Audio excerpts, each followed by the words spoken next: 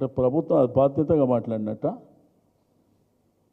మాట్లాడినట్ట శాసనసభలో బిల్లు పెట్టినప్పుడు ఎంత గౌరవప్రదంగా మాట్లాడినరు, మేమెంత గౌరవప్రదంగా చెప్పినాం. ముఖ్యమంత్రి గారు కన్క్లూజన్లో మాట్లాడేటప్పుడు ఆల్ పార్టీ డెలిగేషన్ నేను ఢిల్లీ తీసుకుపోతా అని చెప్పిండు ఆయన. నిన్న మంత్రులు ఏం చెప్తున్నారు, మేము వెళ్తున్నాం, ఇష్టం ఉన్నోళ్ళు రండి. బాధ్యతనేనా?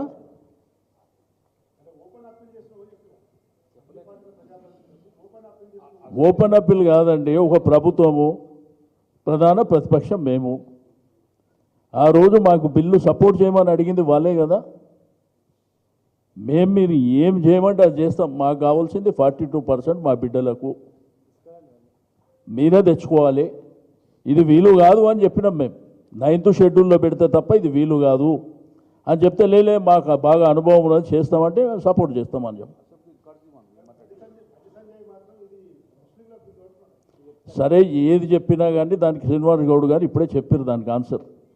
గుజరాత్లో ఏం జరిగింది, మహారాష్ట్రలో ఏమున్నది చెప్పాడు, ఉత్తరప్రదేశ్లో ఏముంది చెప్పారు. ఇప్పుడు ఈడబ్ల్యూఎస్ ఎట్లా జరిగింది, 10% రిజర్వేషన్ పెట్టినప్పుడు దాంట్లో ఎవరు వారు చెప్పారు. బండ ప్రకాష్ గారు చాలా కేటగారికల్గా చెప్పింది. అసలు అసెంబ్లీలో టేబుల్ చేయలే, కౌన్సిల్లో టేబుల్ చేయలే, క్యాబినెట్లో కూడా టేబుల్ చేసినటువంటి దాఖలాలు లేవు. ఆ ఫైల్ తీసుకుపోయి ఢిల్లీలో చూపేయడం ఏంది? ఇవేమీ బాధ్యతే లేనా? ప్రభుత్వాన్ని నడిపించే విధానమేనా? ప్రతిదీ డే 1 నుంచి లోపభూయిష్టమే. హైదరాబాద్లో 40% కులగణన ప్రాపర్గా జరగలేదని నేను ఆ రోజు అసెంబ్లీలో చెప్పిన. వాళ్ళే అఫీషియల్గా అడ్మిట్ అయ్యారు, 16 లక్షల మంది పార్టిసిపేట్ చేయలేదని చెప్పారు. అంటే నేనేమంటే మోసం చేయడానికి మేమే దొరికినామా? అంటే సమాజంలో 50% ఉన్నటువంటి మేమే మోసం చేయడానికి దొరికినామా? ఇది వీలు కాదు, ఇది జరగదు అనేది మీకు ఐడియా ఉన్నది, మీకు అడ్వైజ్ చేసే వాళ్ళకి ఐడియా ఉన్నది. కానీ ఎట్లయినా మోసం చేసి పబ్బం గడుపుకోవాలనే ప్రయత్నం. నీ క్యాబినెట్ ఉంది కదా, ఇంకా 3 ఖాళీలు ఉన్నాయి, బీసీలకు ఇవ్వండి. 2 ఏళ్ళు కార్పొరేషన్ కంప్లీట్ అయిన తర్వాత 50% బీసీలకు ఇవ్వండి. అట్లా అనేకం ఉన్నాయి. ఉద్యోగాలు చేసేటువంటి వాళ్ళకు కూడా, ఇప్పుడు ఉద్యోగాలు చేసేవాళ్ళు వాళ్ళు గ్రాడ్యుయేట్స్ ఉన్నప్పుడు వాళ్ళకి అఫీషియల్గా రావాల్సినటువంటి పోస్టింగ్లు కూడా వాళ్ళకి దక్కుతలేవు. అది మీరు వెరిఫై చేసుకోండి ఎక్కడైనా కానీ, కింద నుంచి మీది వరకు.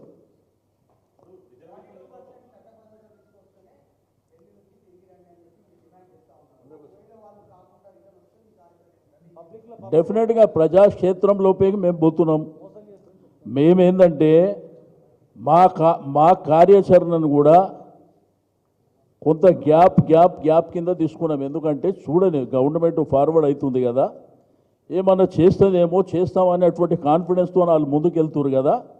మనం పోయి ఎంబడి పడుకుంటే వాళ్ళని కాళ్ళల్లో కట్టెలు పెట్టినట్టు ఉంటుందని మేమందరం ఏంటంటే కొంత వెయిట్ చేద్దాము, ఇప్పుడే ప్రజాక్షేత్రం లోపలికి వెళ్ళొద్దని మేము డిలే చేసుకుంటూ వచ్చినాం ఇప్పటిదాకా.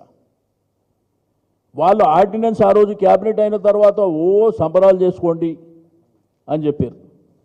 తెల్లారి కొంతమంది నాయకులు పోయి ముఖ్యమంత్రి గారికి సంబరాలు చేసారు. మరి అదే కరెక్ట్ అని ఆ రోజే చెప్పిండ్రు. మళ్ళీ ఎందుకు ఇదంతా డ్రామా ఢిల్లీలో? ఇప్పుడేంది కొత్త డ్రామా? ఆర్డినెన్స్తో అయిపోతుందని చెప్పారు కదా, కొత్త డ్రామా ఏంది? అంటే మేము మొదలు నుంచి చెప్పిందే ఇదే కదా.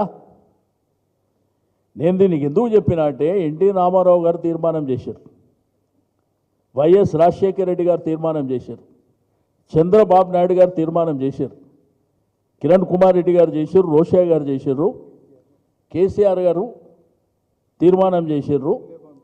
మేము బిల్లు పంపించిన తర్వాత కూడా జరగలేదనేది మేము చెప్పినాం.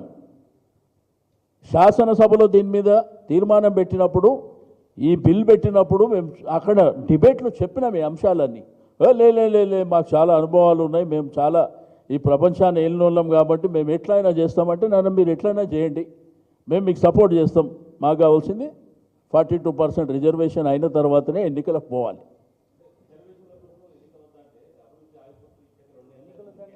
ఎవరు చెప్పిండ్రండి? ఎవరు కమిట్మెంట్ ఎవరిది? మేము ఇంత డిమాండ్ చేయడానికి ఈరోజు క్షేత్రస్థాయిలో ఉన్నటువంటి బీసీ కుటుంబాలు ఇంత పెద్ద ఎత్తున ఒత్తిడి చేయడానికి కారణం ఏంది? మీరే కారణం.